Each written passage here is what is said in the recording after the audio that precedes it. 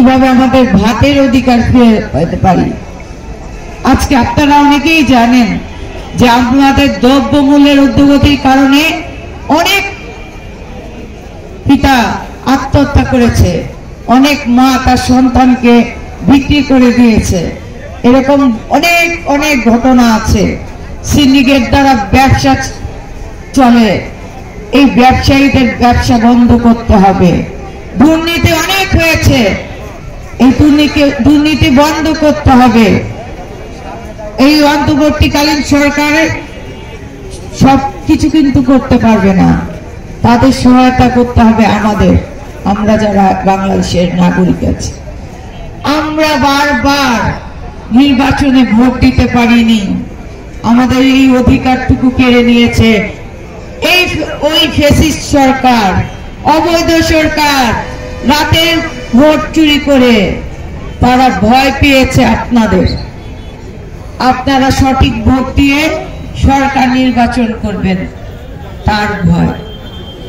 আজকে আপনারা শীত বস্ত্র নিতে আসছেন, এটা হলো খালেদা জিয়ার উপহার, তারেক রহমানের উপহার। এটা আপনাদের অন্য কিছু না, কিন্তু খালেদা জিয়া সবসময় ছোট্ট উপহার পাঠাতেন, সবসময় আপনাদের পাশে থেকে তিনি জনগণের কথা চিন্তা করতেন। তারেক রহমান সুদূরে লন্ডনে বসে থেকেও জনগণের কথা ভেবে কাজ করে যেতেন এবং আমাদেরকে আপনাদের পাশে থেকে কাজ করার কথা বলতেন।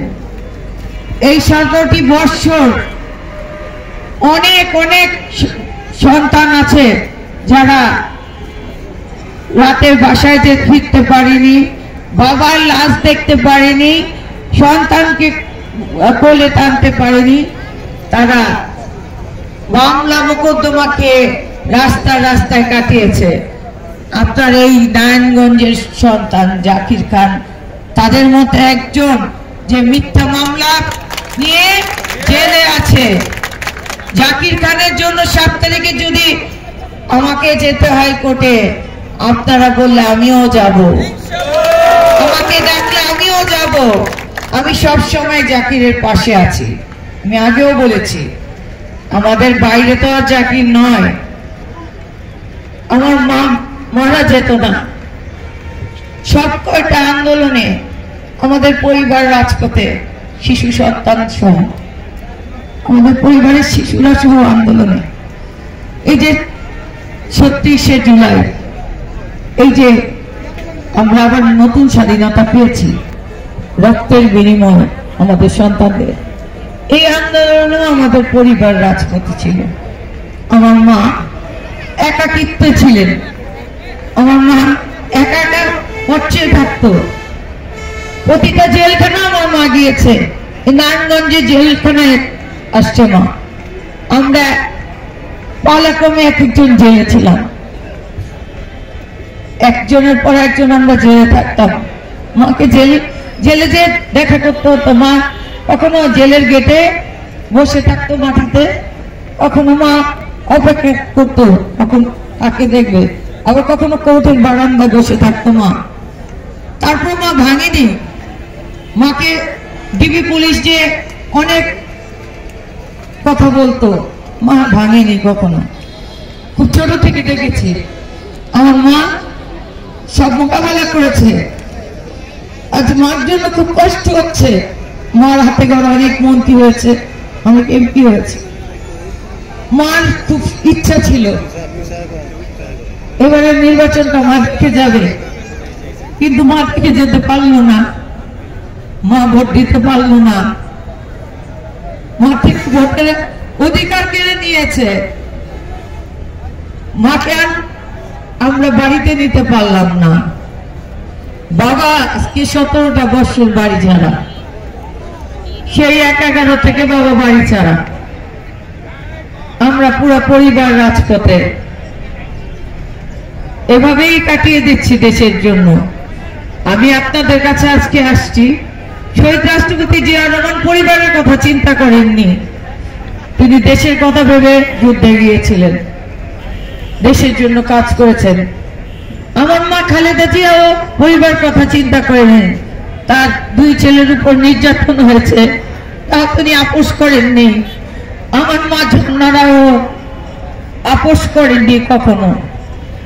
আমার বাবা গয়েশ্বরচন্দ্র রায়ও আপোষ করেননি। তিনি দেশের জন্য তিনি যুদ্ধ করেছেন। তিনি দলের চেয়ে দেশ বড় সবসময় ভেবেছেন। তিনি রাজপথে ছিলেন। আমি তো তাদেরই সন্তান। আমি তাই আপনাদের টানে চলে আসছি আজকে। আপনাদের সবার কাছে বলবো, আমার মা ঝর্ণা রায়ের জন্য যেমন আশীর্বাদ করবেন, এখনো আমার আরেক মা জীবিত খালেদা জিয়া, তার জন্য দোয়া করবেন। আমার ভাই তারেক রহমান, আমি তাকে বড় ভাইয়াই ডাকি, ভাইয়া যাতে আপনাদের জন্য কিছু করতে পারে বাংলাদেশে ফিরে, আমার ভাইয়ার জন্য দোয়া করবেন। জিয়া পরিবার আর রায় পরিবার কখনো আলাদা নয়।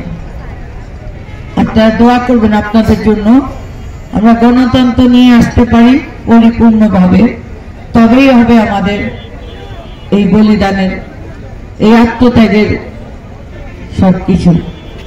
সবাইকে আমি আবারও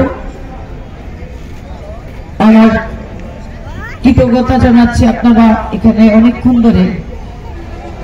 ধরে অপেক্ষা করছেন ক্ষুদ্র উপহারটির জন্য। অনেকের অনেক বক্তব্য শুনলেন, সকলকে ধন্যবাদ।